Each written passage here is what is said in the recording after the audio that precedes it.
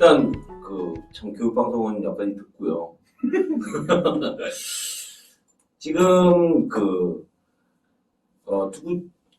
가지에서 자료를 봤어요. 네. 이 나라 지표하고 알리오 두 가지에서 자료를 뽑았고, 이 나라 지표에서 이제 공적 채무, 여기서 공적 채무라고 하는 것은 우리나라에서 지금 정부 국가 채무라고 쓰고 있고, 근데 국가 채무라는 그 단어가 잘못됐죠.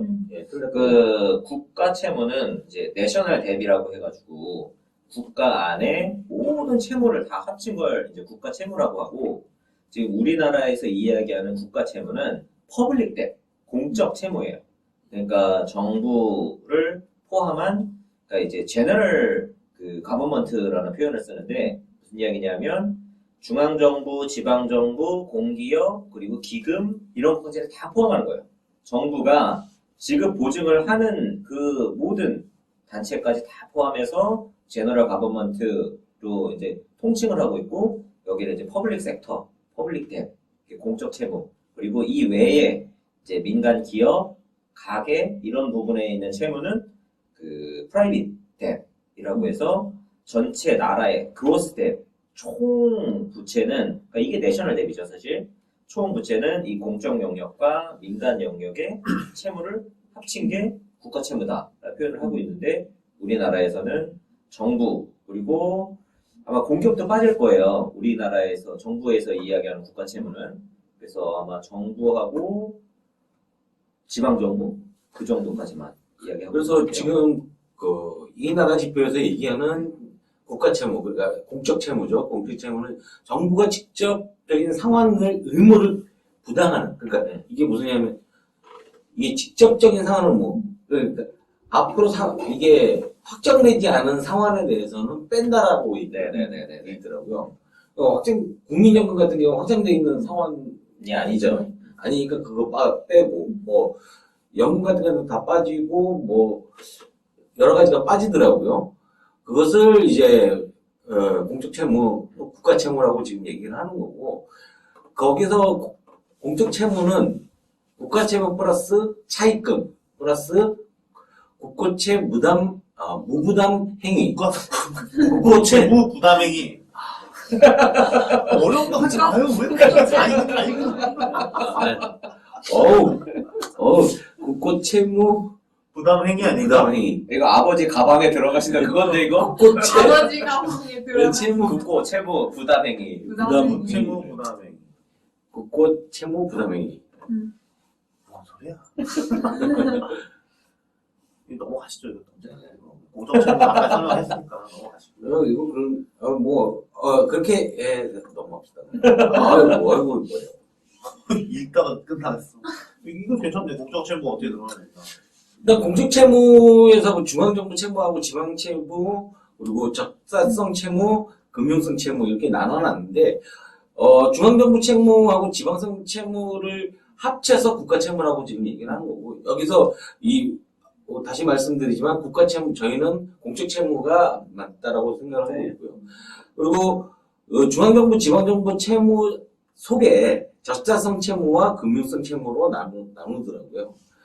적자성 채무는 조세 등 국민부담으로 상환해야 할 채무를 말하는 거고, 금융성 채무는 자산 매각, 융자금 회수 등으로 자체 상환이 가능한 채무를 말하는 거더라고요.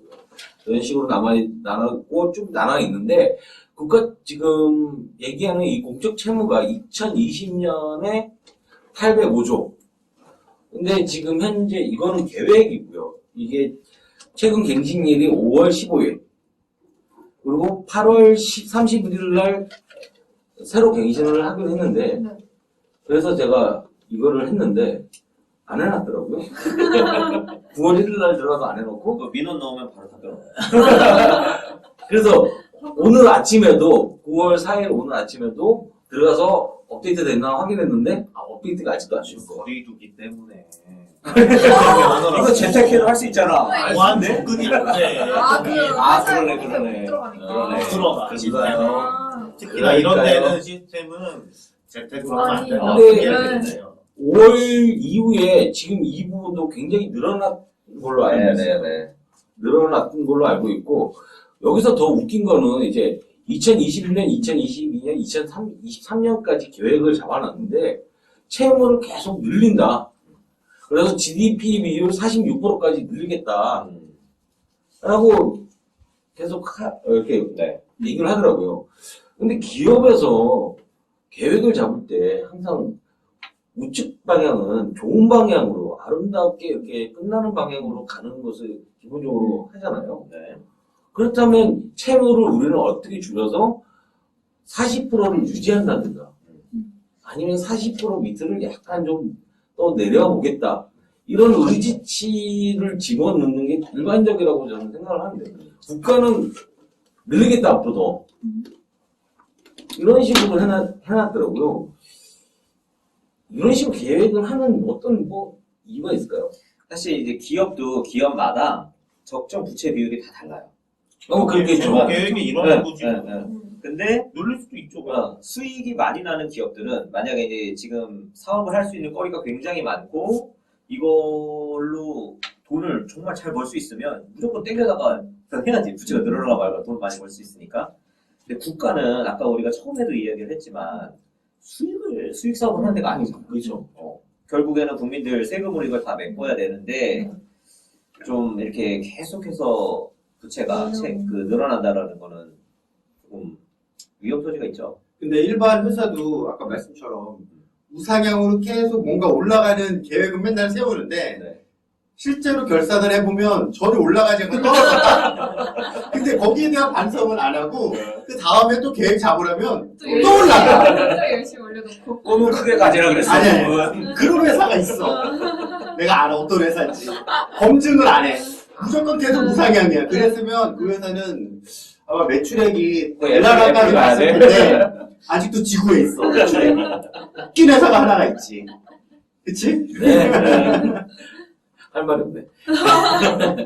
여간 이 지표를 보면서 이제 중앙정부, 그러니까 아까도 말씀했던 지방 부채는 그닥 크게 크지 않아요. 크지 않고 그리고 뭐 크게 증가하는 부분도 없는데 중앙정부 부채가 굉장히 크게 늘어나고 있고 국채가 굉장히 빡빡 크게 늘어나고 있죠. 네, 굉장히 크게 늘어나더라고요.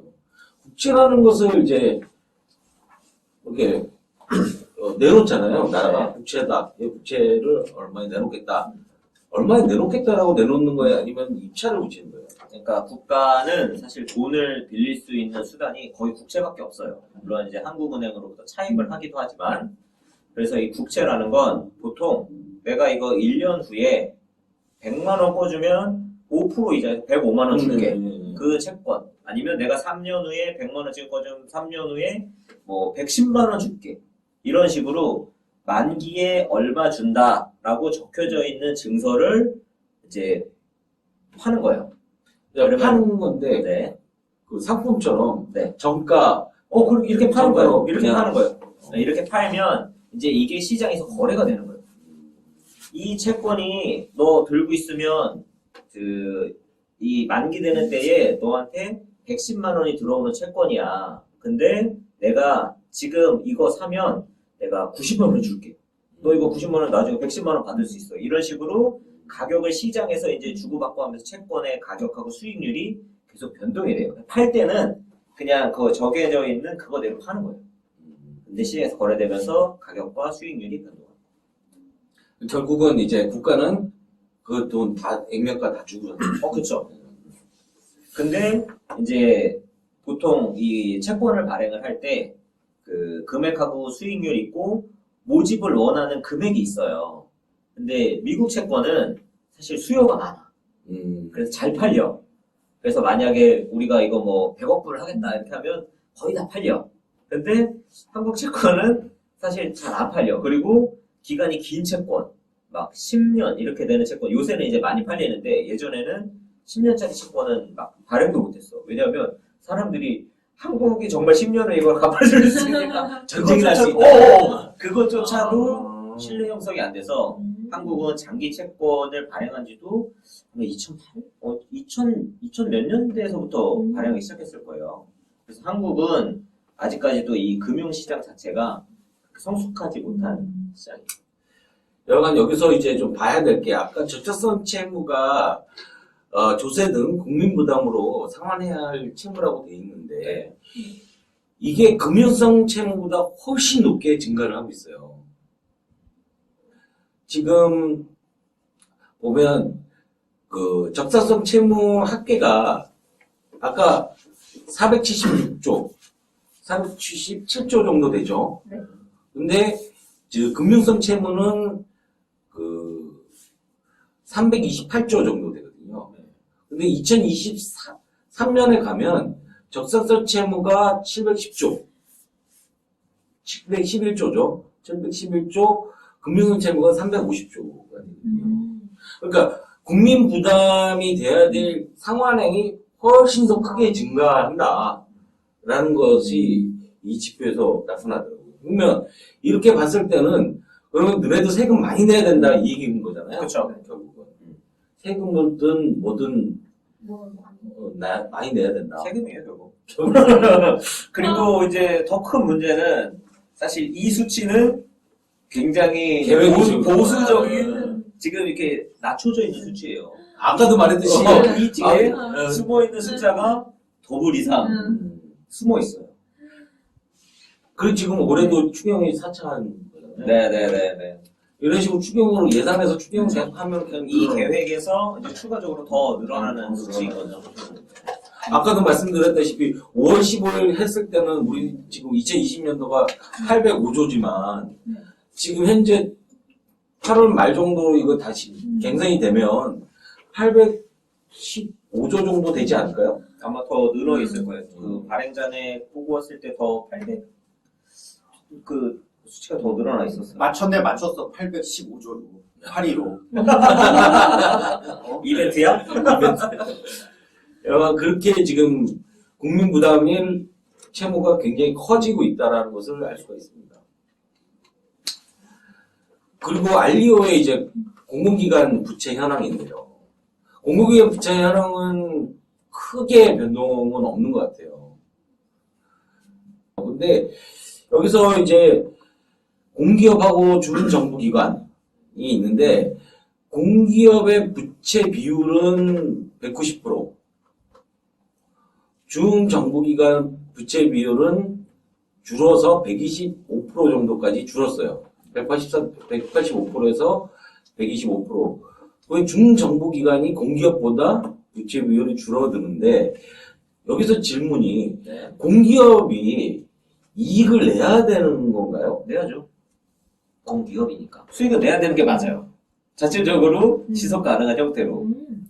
근데 이제 공기업 중에 시장형하고 준시장형으로 네. 나누는데 시장형 같은 경우에는 지금 부채 비율이 계속 증가를 하고 있어요. 네. 167%에서 196%로 증가를 하고 있고 준시장형 같은 경우는 221%에서 171%로 감소를 했어요. 그러니까 둘이가 크로스하고 이제 있는 상황인데 이렇게 되다 보니까 준시장형이 오히려 부채 비율이 줄어든다는 것은 부채 비율이 줄어든다는 것은 그만큼 이익이 난다라는 봐야 되는.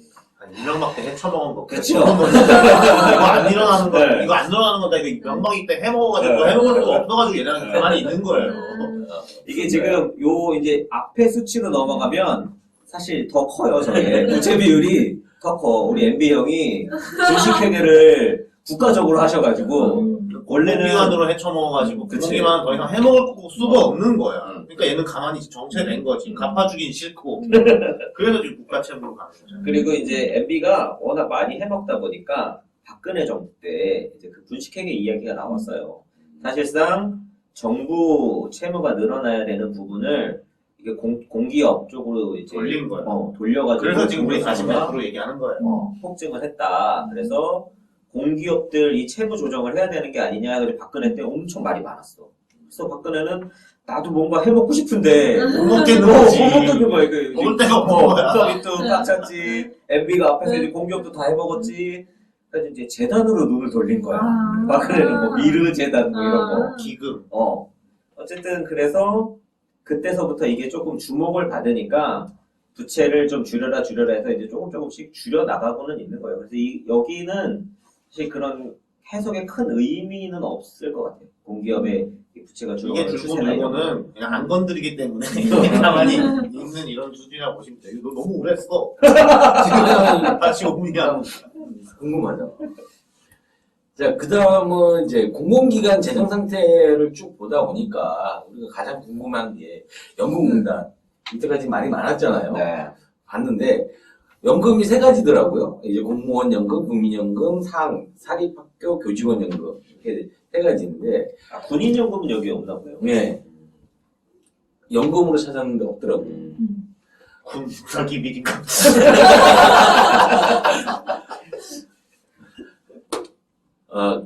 이 세 가지고, 거기서 이제 공무원 연금이 순자산 총계가 마이너스 560조. 네. 이제 2019년은 마이너스 790조로 네. 굉장히 크더라고요. 근데 국민연금은 플러스예요. 아직. 예, 아직 플러스인데. 그래서 이 두 개를 합치자는 얘기가 계속 얘기를 했던 건가요? 그런 부분도 있고, 사실 그 공무원 연금은 적게 내고 굉장히 많이 받는 예, 구조예요. 예, 국민연금도 조금 그렇긴 한데. 네. 아니 공무원 연금은 확실히 그게 엄청 설계를 심해. 할때 네. 지들이 헤쳐먹으려고 어. 제대로 해놨어. 어. 그리고 그거를 중간에 개혁을 안 하고 받는 돈을 계속 그치. 받을 수 있게 해가지고 계속 빵꾸가 나고 있는 중인 거예요. 그래서 그때 박근혜 때 더 이상은 어쩔 수 없어가지고 그치. 한 번 한 거지. 그래서 이 모양인 거야. 그래서 이게 우리나라뿐만 아니라 다른 나라들도 공무원 연금이 좀 문제가 있는 나라들이 많아요. 그래서 어떤 나라들은 이거를 진짜 국민연금하고 통합하는 것처럼 통합을 한 나라도 있고, 아니면 일본은 뭐 부분적으로만 통합을 한 나라도 있고. 근데 우리나라 같은 경우도 이 기본적으로 현재 지금 마이너스가 난 부분, 그러니까 여기 이 순자산이 저렇게 780조 가까이 마이너스가 난 건 지금 저만큼 마이너스가 나 있는 게 아니라 앞으로 이제 지급을 해야 될 거를 현재 걸로 할인을 여기 해서. 부채 총계라는 게 앞으로 미지급 어, 이거에 어, 대한 어. 거에 계산 상계된 거지. 현재 스코 잔고가 마이너스 지금 저 통장으로 마이너스 잡고 떠 있는 게 아니라 이제 저만큼 줘야 되는데 어떡할 거냐. 가지고 있는 거 없고 어떻게 할 거냐라고 해서 저만큼 마이너스가 현재 떠 있는 거고, 이제 저거를 주는 걸 그럼 좀 줄이면, 지금 만약에 한 달에 300씩 주는 걸, 근데 국민연금에서는 한 달에 50씩밖에 안 주는데 얘네는 300을 주니까 이게 형평성이 너무 안 맞잖아. 그래서 얘네 거를 이제 통합을 시키면, 그러면 너네 일로 들어오면 국민연금에서는 100 내고 150 받으니까 너네도 100 내면 160 정도만 받아. 이렇게 하려고.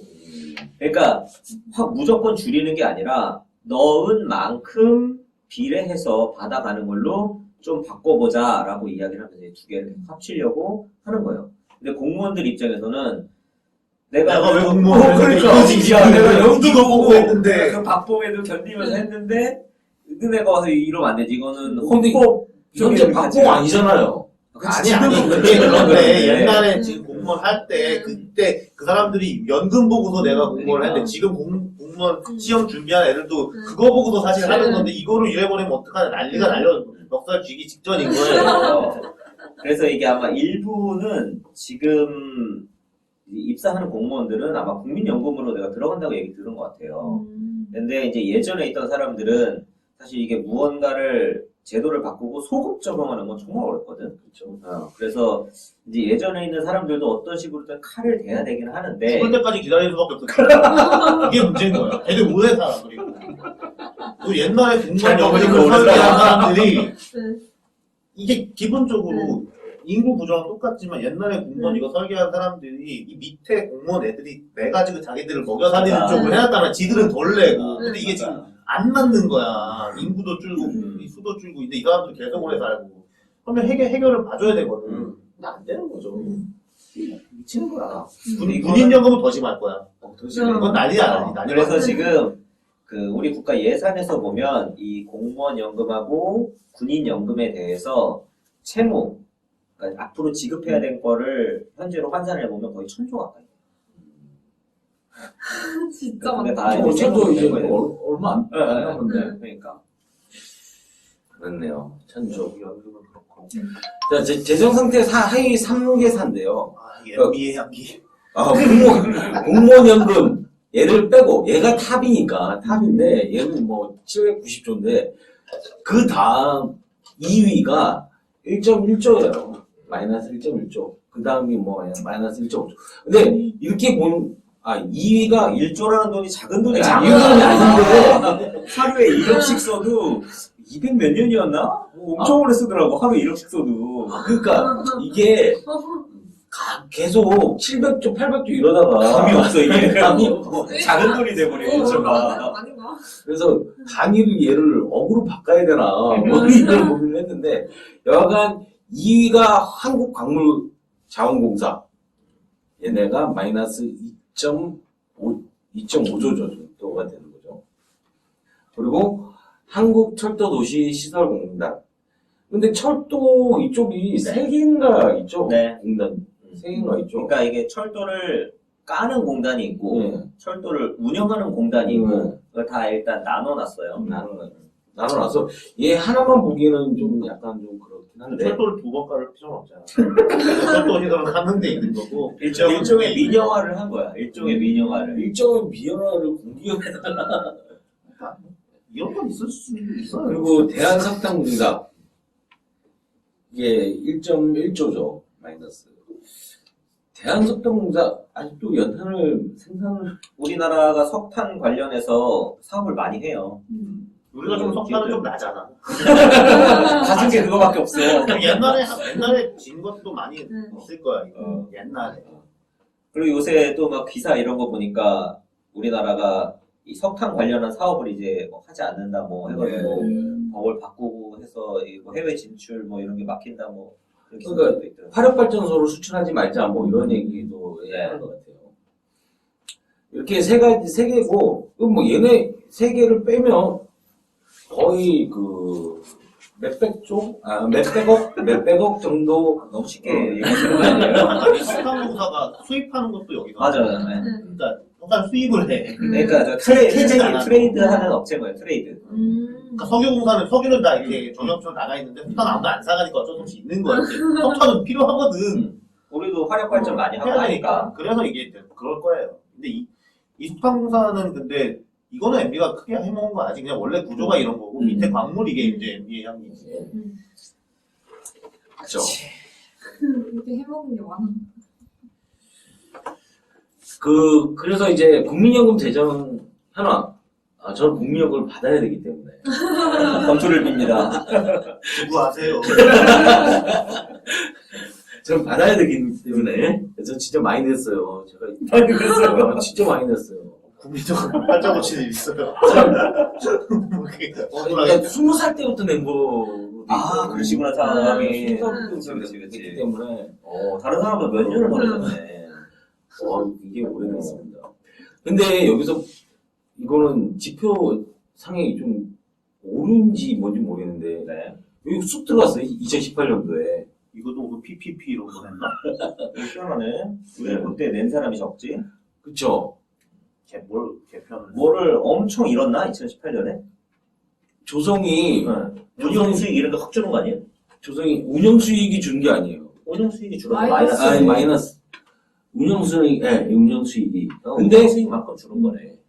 여기서 상대적으로 2019년도에 그만큼 또 약간 뭐 만회를 뭐 하게 회계 되는데 기준 같은 거를 바꾸든지 뭐 해가지고 그랬을 거야. 이때 안 파는 거 아니야? 이렇게 체크하는 기준 같은 거.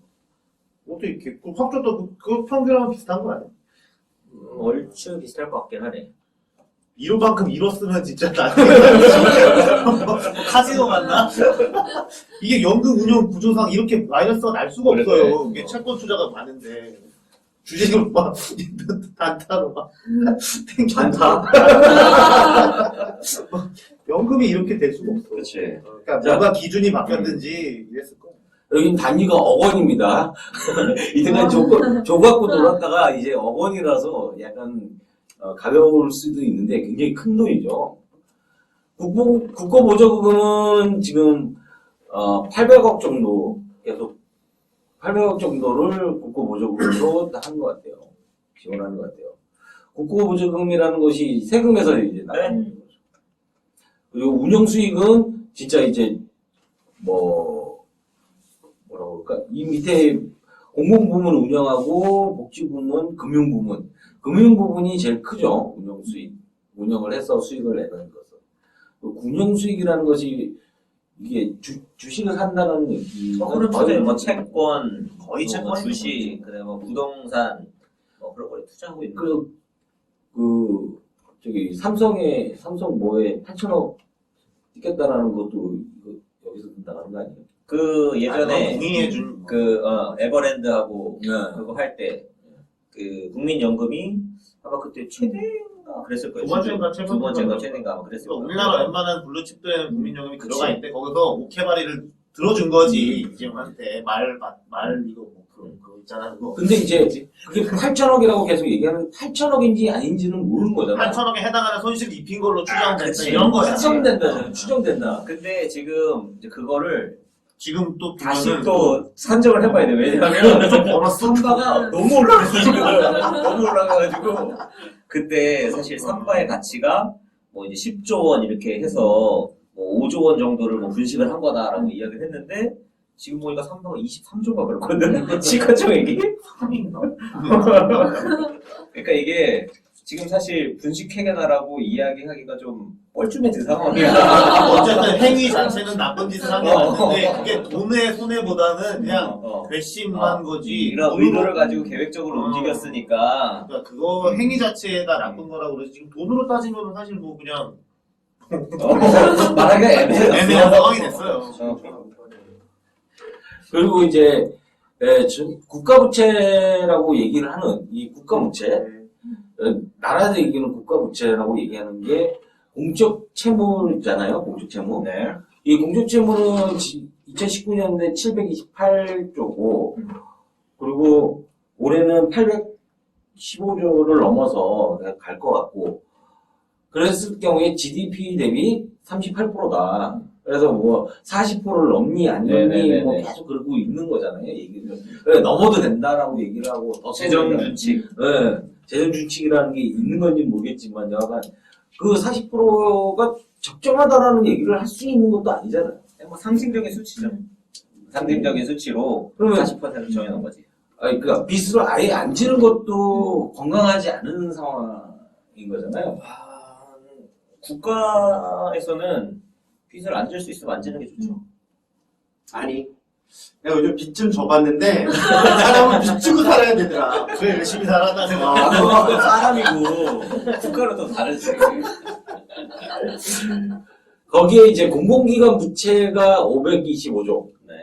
합치면 1254조가 되고, 네. 그랬을 경우에는 2019년도 기준에서 GDP 대비 한 66% 정도.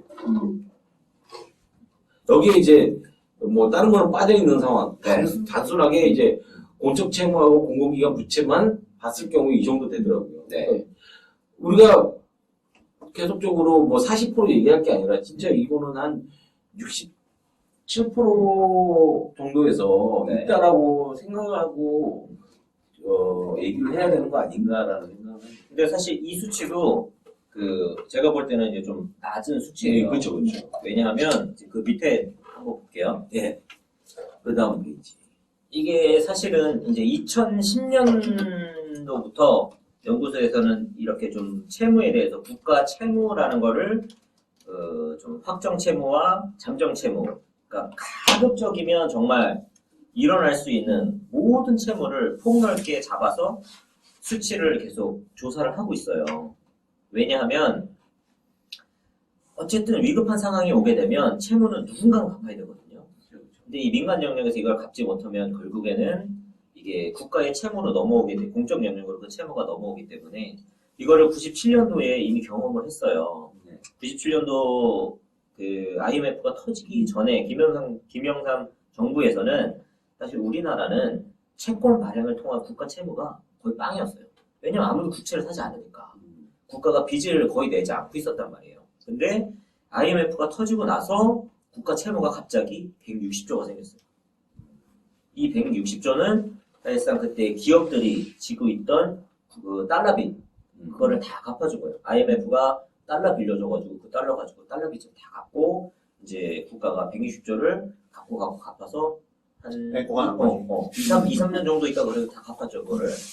그래서 지금 앞에서는 공적 채무라고 해서 정부하고 이제 일부 공기업의 채무만 받지만 이거를 조금 더 확장을 해서 정부 영역도 이제 아까 한국은행의 통한증권은 빠져 있지만 사실상 한국은행도 정부 기관이잖아요. 근데 이걸 빼면 안 되지. 그래서 지금 정부, 국채하고 지방채를 합해 놓으면 이게 한 820조 정도가 돼요. 지금 8월까지 봤을 때. 그 다음에 한국은행의 통한증권이 한 167조 정도가 돼요. 그러면 정부 분만도 거의 지금 980조, 1000조가 되죠. 정부 영역만 해도. 거기에 이제 공기업들. 저 통한증권이라는 자체가 그 달러 환율 관리하려고. 환율 관리하기 위해서. 네. 한 그런 거 있어요. 그래서 어쨌든 요 두 개만 해도 거의 벌써 1000조가 돼요. 근데 금융 공기업들의 이제 채권을 보게 되면 353조예요, 이게. 그리고 이 금융채는 기업들의 그냥 일반 은행의 금융채까지 지금 합쳐져 있는데 그게 한 344조 원. 그리고 연금기금에서 발행한 채권이 또 171조 원이나 돼요. 그러면 요거를 다 합친 게 벌써 1600, 1700, 1800조 원 정도가 된단 말이에요, 벌써. 공적 영역에서만 하고 있는 지금 채무, 이거 채권 잔액이니까 이미 돈을 빌린 잔액이 1800조나 돼요. 공적인 영역에서. 거기에 이제 민간 영역까지 또 합치면 가계가 지금 대출을 하고 있는 게 1600조가 넘었어요. 그리고 이 기업들, 회사채나 뭐 이거 다 합치게 되면 이게 또 5200조가 넘어요. 그래서 이걸 다 합치게 되면 8700조가 되거든요. 그러니까 이게 채무가 민간 영역까지 합치게 되면 어마어마하게 늘어나 버려요. 근데 이거는 이제 우리가 일반적으로 보는 것과 기업의 채권까지 여기 넣어서 생각을 안 하는데 사실상 아까도 이야기했지만 97년도에 우리가 IMF 사태가 터졌을 때 기업들이 지고 있던 빚을 공적 영역에서 다 떠안아 버렸으니까 지금도 사실은 이 국가에서 정권에서 정부에서 이 한 나라의 빚에 대해서 대비를 한다라고 하면 공적 영역의 빚뿐만 아니라 민간 영역의 채무까지도 전부 다 그 수치를 관리를 해야 되고 이게 얼마나 부실화될 가능성이 높은가에 대해서 다 영역별로 나눠서 생각을 해야 되는데 지금 정부에서는 계속 이 정부 빚이 적다라는 것만 계속 강조해서 이야기를 하거든요. 근데 이거는 숨겨서 좋을 게 하나도 없는데 오히려 더 보수적으로 관리를 해야지. 채무 같은 경우에는 오히려 더 뭐 연금이나 이런 것까지도 사실상은 더 이 앞으로 발생할 수 있는 이 채무에 대해서 지금 현재 가치로 환산했을 때 얼마가 되는지까지도 오히려 더 폭넓게 관리를 해야만 미래에 발생 가능한 위험에 대해서 대비를 할 수 있는데 숨기기만 좀 급급한 것 같아요. 지금 현재 정부에서는. 그 옛날에 2014년에 네. 소장님 그 강연 영상 중에 국가부채 나오면서 네. 70%를 넘는 게 뭐 좋냐, 낮은 게 좋냐, 뭐 그거 무슨 있었는데 그게 뭔지 모르겠네. 많이 기억나지? 뭐 70% 선을 놓고 봤을 때 네네네. 그걸 넘더라도 문제가 없나 밑으로 관리를 해야 된다. 그래서 뭐 70% 정도 유지해도 상관없다. 무슨 이론인가 뭐가 있었는데. 아 기억이 안 나요. 마지막 하나 하시고. 자, 우리나라 부채는 총부채는 그렇고요. 이제 그 GDP IMF에 들어와서 전 세계 이제 부채가 어느 정도인가 봤어요. GDP 대비해서 지금 보시면 25에서 50%, 50에서 75%, 75에서 100%, 100에서 200%, 200% 이상. 그러니까 기본은 100% 이상이 빨간색으로 쭉 돼 있었는데 제가 좀 잘랐어요. 200% 이상을 잘랐어요. 그래서 그게 지금 총부채 말하는 거예요? GDP 대비 몇 GDP 프로? 대비 총부채? 네, 총부채. 그로스 대. 아까 퍼블릭 프라이빗 합친 거예요? 그로스가? 이게 수치가 안 맞는 것 같은데 우리가 GDP 대비라면 100이 넘는데 총부채를 하면 그로스가 아닌 것 같은데.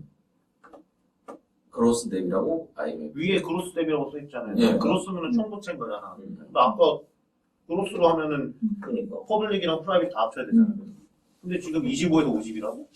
근데 이거 아마 정복처럼 한 거 아니야? 그러니까 그럴 것 같은데. 제가 그래서 이걸 IMF를 갖고 왔던 이유 중에 하나가, 자, 나라가 얘기하고 있는 그 부채에 대해서 지금 IMF도 그렇게 알고 있다. 신고를 그냥 그렇게 해버렸나? 신고인가? 그러니까 어차피 지네들이 우리 부채를 확인할 건 아니고 우리나라가 IMF에 얘기하고 있는 게 이 수준이라는 거죠. 25에서 50% 사이다. IMF에 구라를 쳤다? 불화를 친 건지는 모르겠지만, 그러다 보니까 IMF가 계속적으로 너네는 아직 여력이 많으니 계속적으로 더 투자를 해라고 계속 푸시를 하는 거고, 그렇게 얘기를 하는데, 일본 바로 옆에 있는 일본은 200%가 넘어요. 얘네는 실제로 그래요. 왜 250%? 일본도 지금 국가 채무, 그러니까 정부 채무만 해도 200% 더블이 넘는 거야. 넘었어. 더블 넘었어. 채권, 국채만. 국채 발행 잔액을 했을 때. 근데 우리는 국채 발행만 해도, 우리는 국채 발행 잔액으로 아직 40 몇 프로밖에 안 되니까 사실. 그런가요? 이렇게 돼 있고, 미국 같은 경우에는 100에서 200% 사이, 이 정도 되더라고요. 전체적으로 보면, 25에서 50% 국가들이 굉장히 많아요. 그러니까 못 사는 나라들은 빚을 낼 수가 없어요. 국가가. 국가가 빚을 내는 것도 거둬들이 있어야 빚을 낼 수가 있는 건데, 이거 아까 말했잖아. 외채냐 아니냐 이제 이런 개념이 있어야 되는데 내가 국채를 발행해서 외국 사람이 사주면 외채인 거고 아니면 그냥 땡겨오면은 외채인 건데 좀 가세요. 무슨 소리야? 그래서 지금 이 IMF 들어가서 봤던 가장 큰 이유는 아까 말씀하셨던 그렇게 부채가 많이 있다라고 우리는 보고 있는데, IMF에서 지금 우리나라를 이렇게 보고 있으니까, 그리고 이제 다른 나라들까지 쭉 보니까 다른 나라들에 비해서 우리나라가 상대적으로 굉장히 좋아 보이니까, 그래서 제가 이거 색깔도 초록색으로 바꿨어요. 25에서 50%. 어우, 야, 그린이다, 야, 이게 그린으로. 그래서, 앞으로 우리가 지금 그런 부채를 줄여야 되는 것이 맞는 것인지, 유지해야 되는 것이 맞는 것인지. 근데 그거는 또 딱 이해하기가 어려운 게 사실 국가마다 경제 구조가 다 다르거든요. 그래서 우리나라는 이렇게 지금 이게 아마 어떤 수치를 기준했는지 모르겠는데 정부 영역에서는 빚이 작지만 지금 가계, 기업 영역은 채무가 많은 편이에요, 우리나라는. 근데 미국 같은 경우에는 정부 영역에 빚은 많지만 가계는 채무가 없어요. 그 2008년도 글로벌 금융위기 이후에 파산을 엄청 하고 채무를 확 줄였어요, 미국이. 그래서 가계는 채무가 낮고 기업도 채무가 그렇게 많은 편이 아니에요. 그러니까 이 경제 주체 안에 가계가 있고 기업이 있고 정부가 있는데 정부가 빚이 많은 나라들은 가계나 기업이 빚이 작고 정부가 빚이 없는 나라들은 가계나 기업이 빚이 많고 이런 식으로 보통 되어 있어요. 그래서 총 채무를 했을 때 보면 사실 우리나라가 현재 그렇게 작은 수준이 아니에요, 채무 자체가. 그래서 총 채무를 가지고 봤을 때 우리나라는 사실 미국이나 이런 데보다도 오히려 더 위험도가 높은 상황이니까 오히려 이 총채무 측면에서 관리를 해야 되는데 자꾸 이렇게 정부 채무만 가지고 채무가 낮으니까 재정에서 더 뭔가 풀어야 된다라고 이야기하는 건 좀 위험할 수 있죠. 돈을 계속 뻔한 결론이지만 다시 한번 물어볼까요, 게스트한테? 게스트, 그럼 이거 빚을 미래 세대에 안 떠넘기고 국가 경쟁력을 확보해서 양질의 일자리를 만들려면 어떻게 해야 되나요? 네, 시민주도 정치 물갈이 이순신 프로젝트가 성공해야 합니다. 그러려면 어떻게 해야 될까요? 이